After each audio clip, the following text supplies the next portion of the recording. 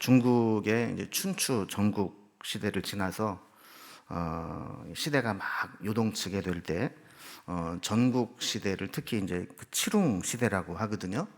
전국이 이제 전체 나라라는 뜻이 아니라 전쟁의 나라라는 뜻이에요. 그리고 칠웅이라고 하는 것은 칠곱 영웅에 의해서 이 일곱 개 나라들이 이제 나타나게 되었다 하는 겁니다. 근데 이들이 서로 이제 뭐 싸우기도 하고 또 필요에 따라서 연합을 하기도 하면서 이제 복잡한 외교 관계를 맺으며 치열한 생존 경쟁에 들어갑니다. 시간이 지나면서 이 일곱 개 나라가 힘이 이제 기울어지기 시작을 하는데 그 중에 가장 도드라진 나라가 진나라입니다. 진나라가 힘이 막 세지고 나머지 여섯 나라들은 힘이 이제 약해졌어요. 자, 이런 상황 가운데 있을 때 힘이 약한 여섯 나라는 어떻게 살아야 될까요? 힘이 세지는 이 진나라에 대항해서 여섯 나라가 함께 연합을 맺는 겁니다. 그래서 이것을 우리가 이제 합종이라 이렇게 부릅니다. 자, 그러면 이제 진나라는 어떻게 해야 이 연합을 깰 수 있을까요? 여섯 나라가 똘똘 뭉쳐 있는 것들을 각계적파를 하는 겁니다. 그래서 옆으로 한 나라씩 동맹을 맺는 거예요. 그래서 여섯 나라들이 자기네들끼리 모이지 못하고 이 진나라와 각각 개별적으로 동맹을 맺도록, 자, 그렇게 하는 것을 연횡이라 부릅니다. 그래서 합종이 서로 신뢰가 두텁고 잘 모일 때는 이 진나라를 대항해서 함께 힘을 모을 수 있지만 이게 깨져버리고 이 진나라가 한 나라씩 동맹을 맺어서 그 나라를 멸망시키고 나니까 이 나라들이 다 진나라로 통일이 되게 되는 것이죠. 여기서 나온 말이 이제 합종연횡이라는 말입니다. 이 말은 보통 이제 선거철이 다가오면 많은 철새 정치인들이 서로 자기의 이권을 계산해서 이리저리 헤쳐 모이는 모습을 합종연횡이다 이렇게 표현을 하기도 하는데, 이런 합종연횡이 정권을 창출해내거나 또 좋은 결과를 내는 경우는 뭐 별로 없습니다. 오늘 본문에도 보면 이제 남왕국 유다에는 여호사밧이라는 왕이 있었고 북왕국 이스라엘은 그때 아합이라는 왕이 통치를 하고 있었습니다. 그런데 이 아합과 여호사밧이 서로 동맹을 맺는 장면이 나오게 됩니다. 그런데 이 동맹이 하나님이 기뻐하시는 선한 연합이 아니라 인간적인 계산을 통해서 세상적으로 하는 이 야합에 불과했다라는 겁니다. 여러분, 우리가 알다시피 우리가 이제 요즘 새벽에 계속 이 본문을 이어서 지금 하고 있는데요. 여호사밧 왕은 이 히스기야 요시야와 함께 믿음으로 나라를 개혁을 했던, 선정을 베풀었던 가장 선한 세 명의 왕 중에 한 명입니다. 여기에 비해서 아합 왕은 어땠을까요? 이 남왕국 북왕국을 통틀어서 가장 악한 왕, 가장 우상숭배에 협조했던 왕, 그게 바로 아합이에요. 그러면 이렇게 신앙으로 하나님 앞에 서려고 했던 여호사밧과 우상을 섬기고 세상적으로 나갔던 아합이 사실 하나가 될 수 있을까요? 이건 참 어려운 일입니다. 지금까지 배경을 통해서 이렇게 보면 이 여호사밧은 그동안 종교 개혁을 일으키고 하나님의 은혜를 구하면서 나라가 아주 부강해지고 강성해졌습니다. 오늘 본문 1절에도 보면 앞부분에 그 장면을 이렇게 설명하고 있어요. 여호사밧이 부귀와 영광을 크게 떨쳤고, 그러니까 믿음으로 하나님 앞에 선정을 베푸니까 하나님이 은혜를 베푸시고 부귀와 영광을 선물로 주셨다는 겁니다. 자, 그런데 그 믿음의 사람도 이 믿음을 끝까지 지키는 게 참 쉽지는 않다는 것을 여호사밧을 보면서 느끼게 됩니다. 그가 큰 실수를 저지르게 되는데 1절 후반부에 보면 아합 가문과 혼인함으로 인척 관계를 맺었더라 그랬어요. 자, 그러니까 여호사밧이 아합과 사돈 관계를 맺은 거예요. 그래서 여호사밧의 아들과 아합의 딸을 결혼시켜서 정략 결혼을 한 거죠. 사돈 관계를 맺는 겁니다. 어떻게 그런 믿음의 사람이 이런 어처구니 없는 실수를 할 수 있나 싶은 생각이 들 정도로 이것은 나중에 유다 왕국 전체가 이 우상 숭배에 물들게 되는 물꼬를 터주는 역할을 하게 되었습니다. 여러분, 아합이 어떤 인물입니까? 영적으로 매우 타락하고 또 아내 이세벨, 시돈의 제사장 왕의 딸이 와서 올 때 그냥 온 게 아니라 그 우상을 다 가지고 와서 북이스라엘을 우상의 나라로 만드는 장본인 아니에요? 자, 그런데 이 아합이 또 이세벨의 또 도움을 받아서 정치는 잘했던 것 같아요. 이 정치적 수완이 좋아서 뭐 국력을 막 증대시키고 북이스라엘을 아주 강대한 나라로 만들었습니다.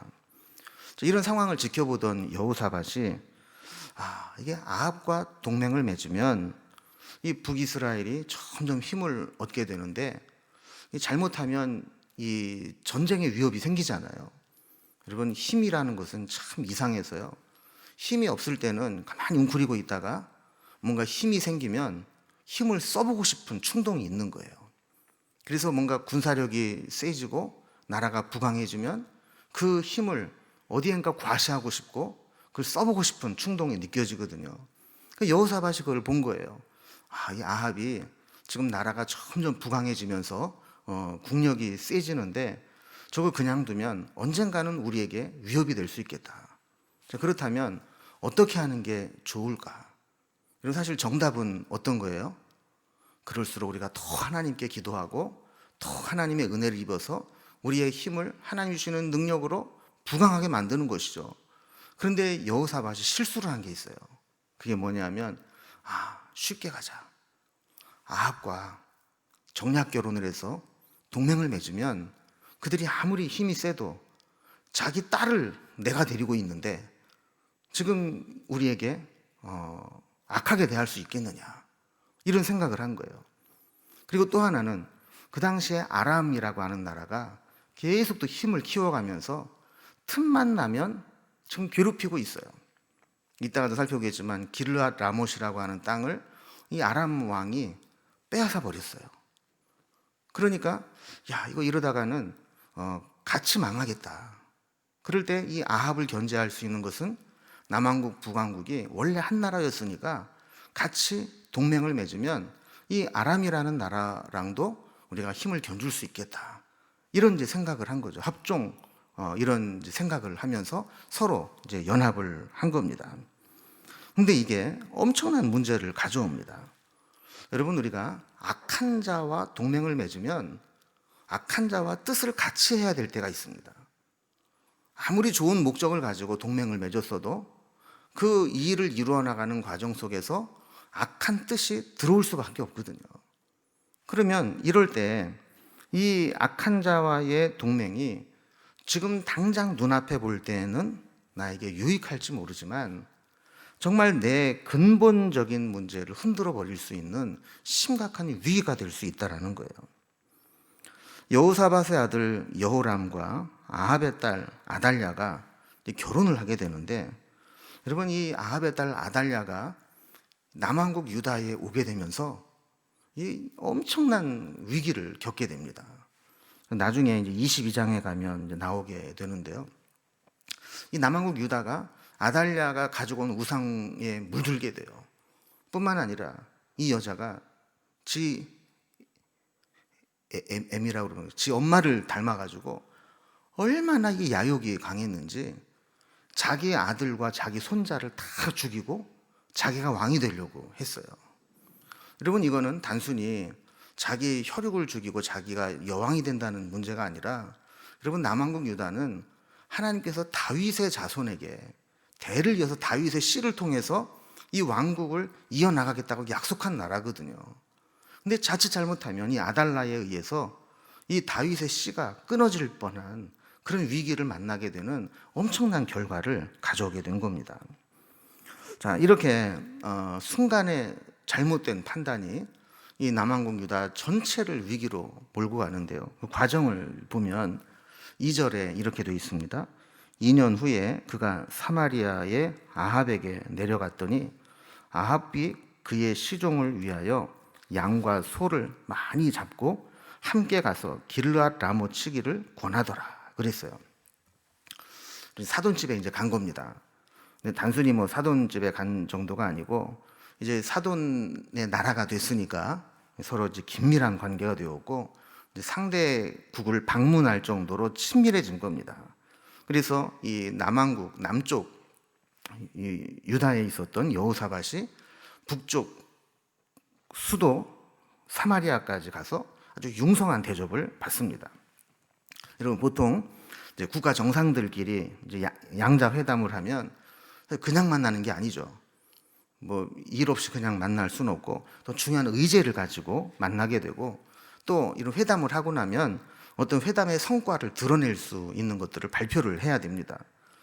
아합이 이 여호사밧을 초대한 이유는 단지 사돈이니까 사돈 집에 놀러 오셔 이런 정도가 아니고 뭔가 꿍꿍이 속에 있었다는 거예요.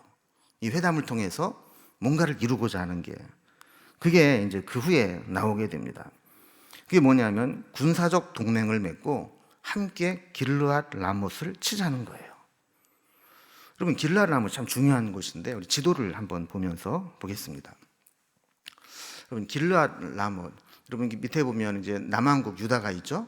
남왕국 유다는 지금 여호사밧이 다스리고 있습니다. 그리고 북왕국 이스라엘은 아합 왕이 다스리고 있죠. 수도는 남왕국은 예루살렘이고 북왕국은 이제 사마리아입니다.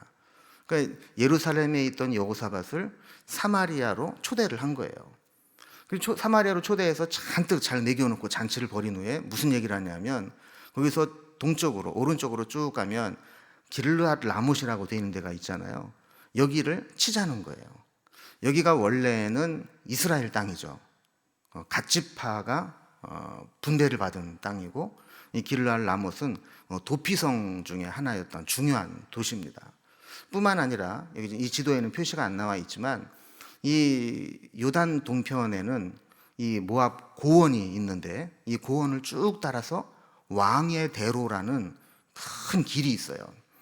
그 길을 이 길르앗 라못이 교통의 요지입니다. 중심지입니다. 그래서 이 길르앗 라못에서 북쪽으로 길을 따라 쭉 가게 되면 이 아람의 다메섹까지 쭉 연결이 돼 있고 남쪽으로 쭉 내려오다 보면 여러분이 홍해의 아카바만에 보면 에시온 게벨이라고 불리는 그런 항구가 있어요. 여기까지 쭉 연결된 이 왕의 대로의 길의 요충지입니다.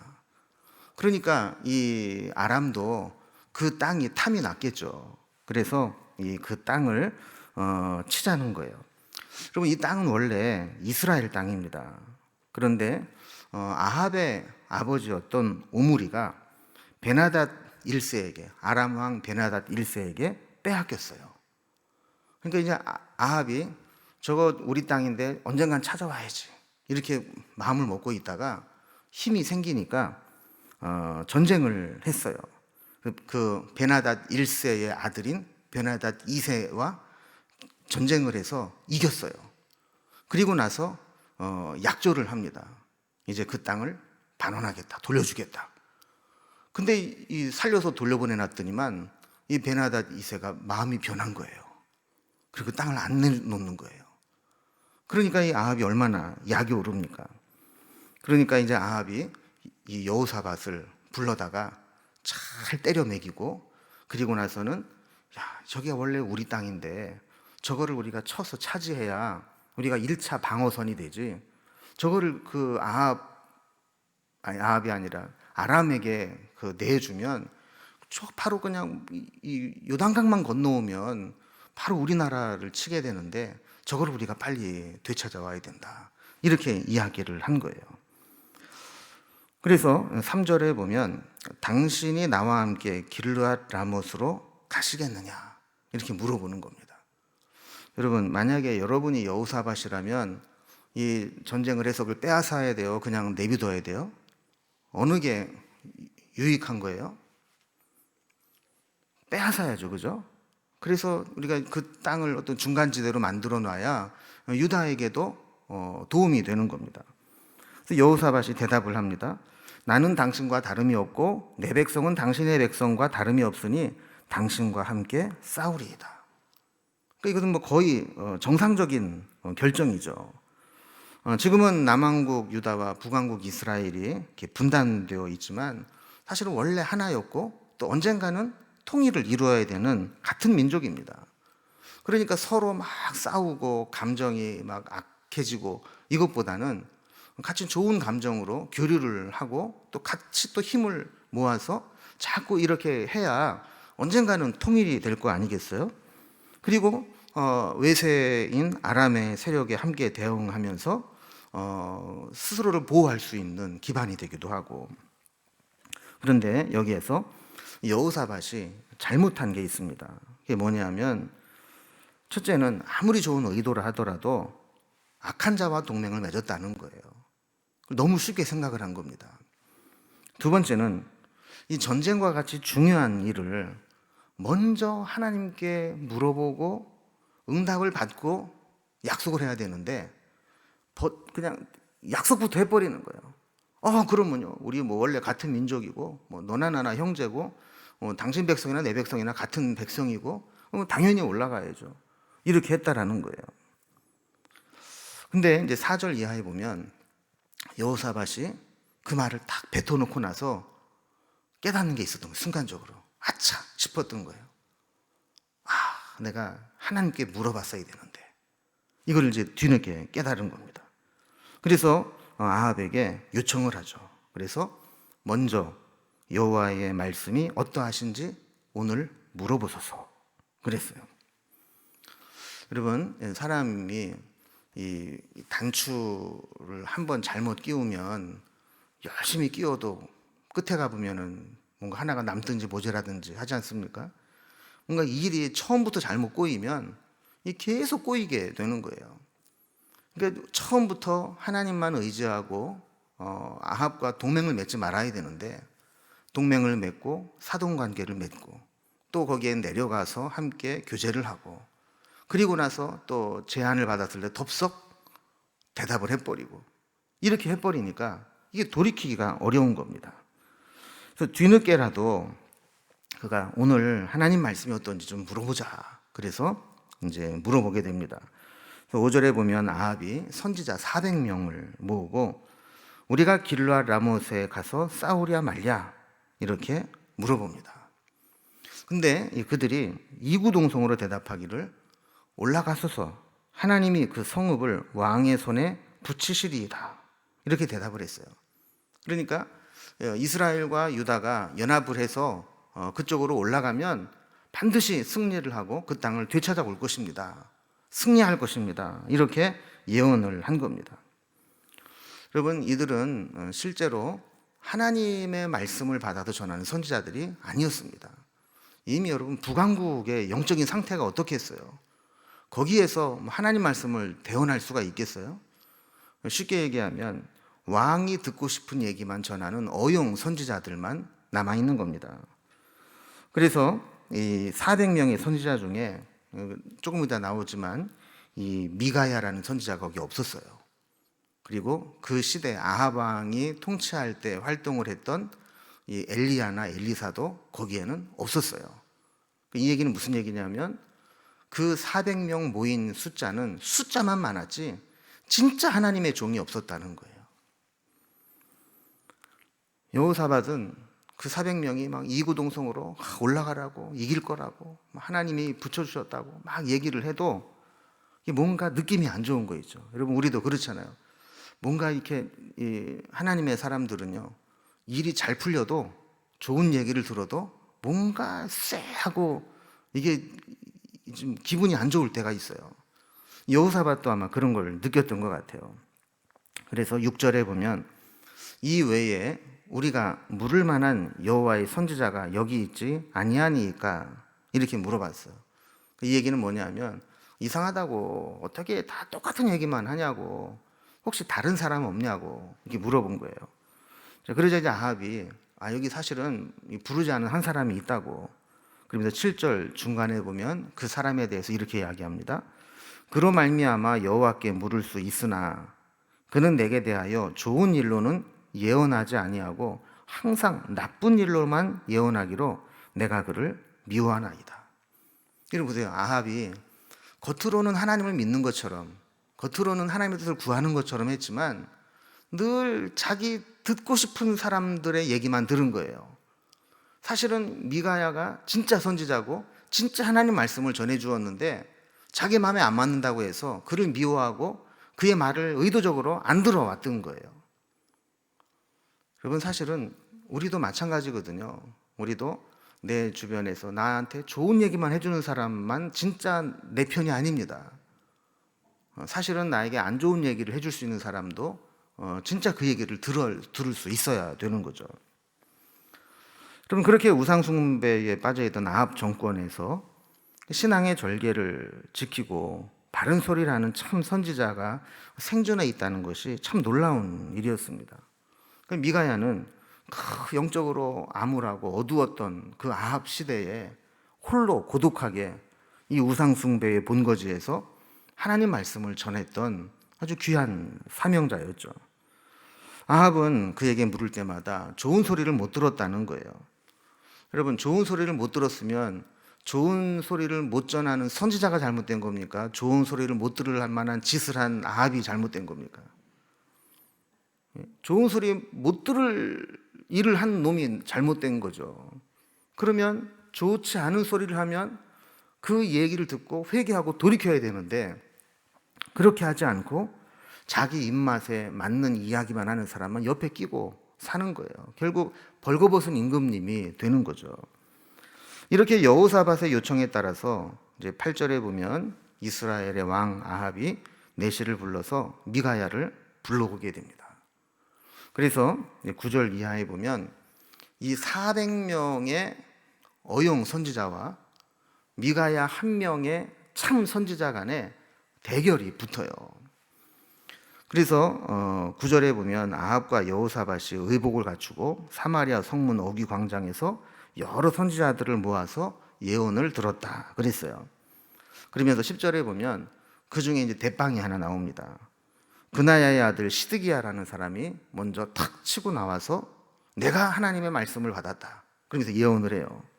그러면서 그냥 나오는 게 아니라 미리 준비를 해왔어요. 뭘 준비해 왔냐면 철로 뿔 모양을 가지고 왔어요. 여러분, 왜 소나 이 들소 같은 거, 이렇게 황소 같은 거 이렇게 뿔이 있잖아요. 이렇게 그걸 쇠로 만들어 온 거예요. 그리고 와가지고 뭐라 그러냐면 하나님께서 이 쇠뿔로 적군을 찌르듯이 아합과 여호사밧이 이 아람 왕에게 나아가면 그렇게 찔러서 이기게 하실 것입니다. 이렇게 예언을 한 거예요.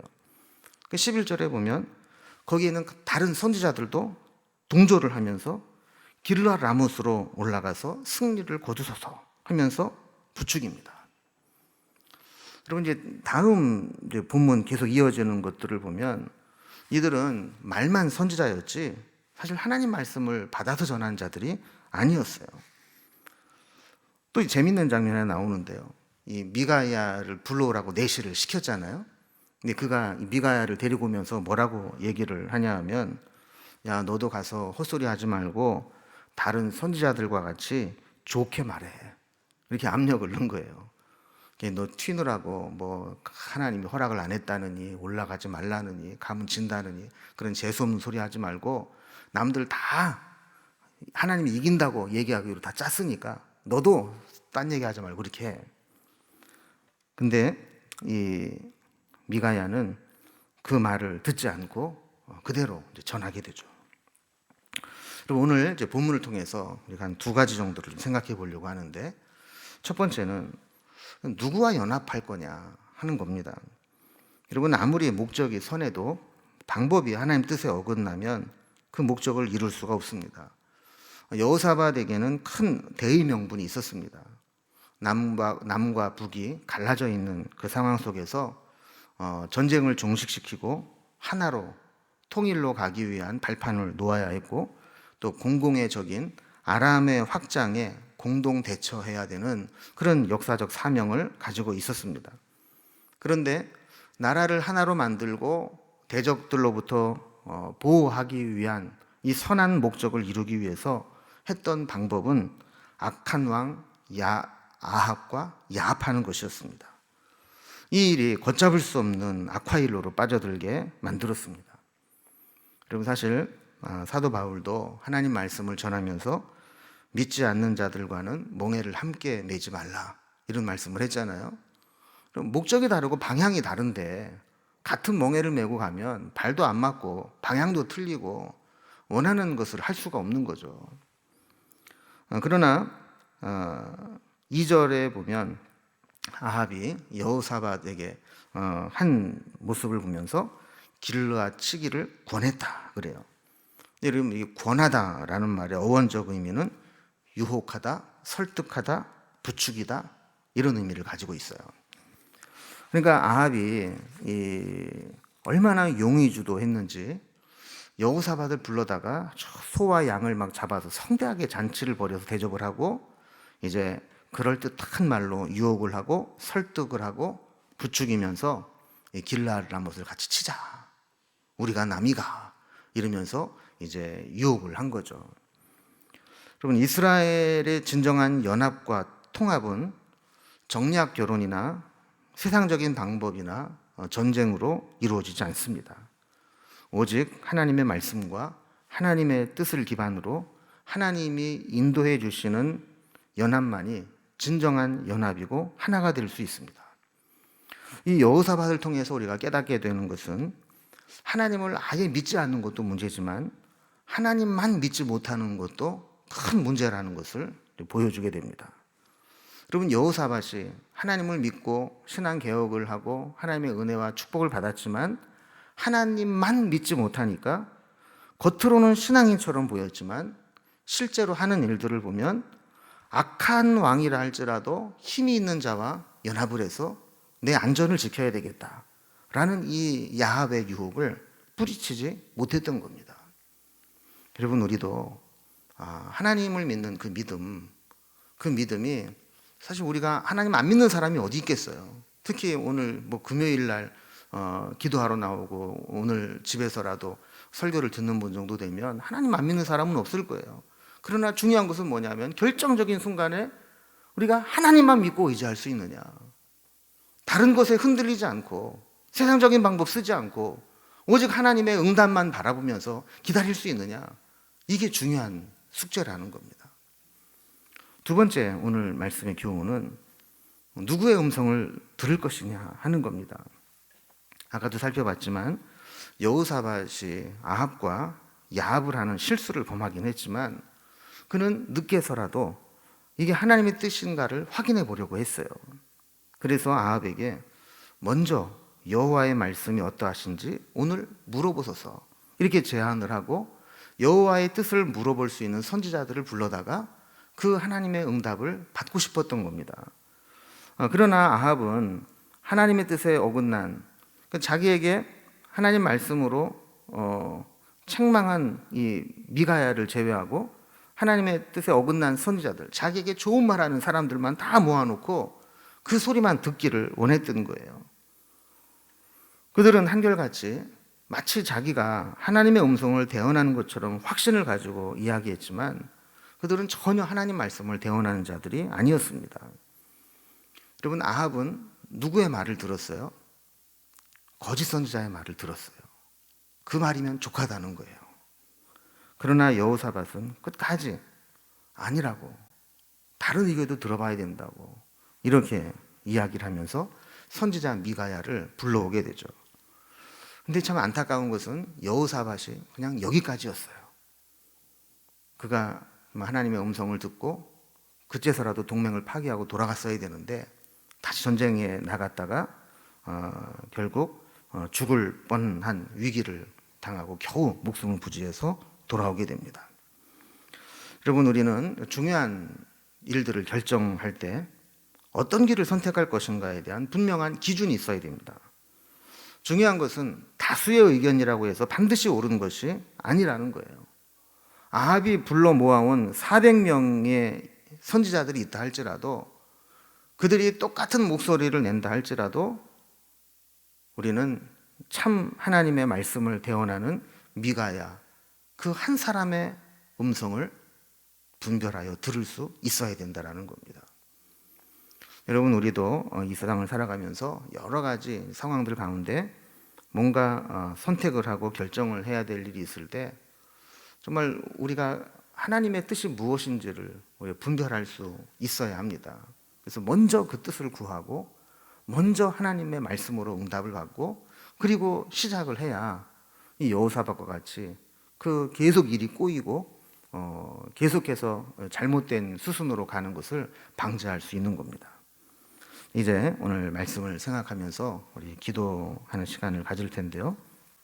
먼저 오늘 말씀과 같이 우리의 삶에서 누구와 연합할 것인지 그리고 누구의 음성을 들을 것인지를 분별하는 지혜를 허락해 주옵소서 기도했으면 좋겠고, 두 번째는 지금 재확산의 기로에 서 있는 코로나 전파가 잘 관리되게 하셔서 우리의 삶과 예배가 위축되지 않게 하시고 빨리 안전한 백신과 치료제가 개발되어 코로나가 끝나게 해달라고 한번 기도하겠습니다. 오늘 지금 말씀을 생각하면서 우리가 누구와 연합하고 누구의 음성을 들을 것인가, 그리고 이 코로나의 문제를 위해서 한번 합심해서 먼저 기도하겠습니다.